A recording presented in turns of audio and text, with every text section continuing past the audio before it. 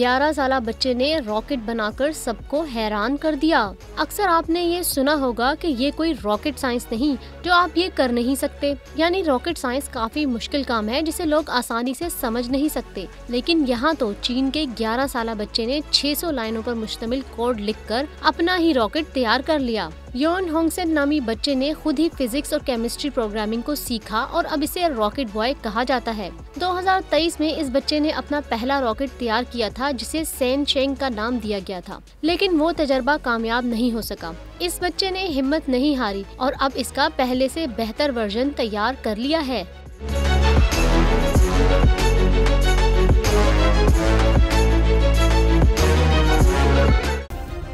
Subscribe करें और bell दबाएं ताकि कोई खबर रह न जाए।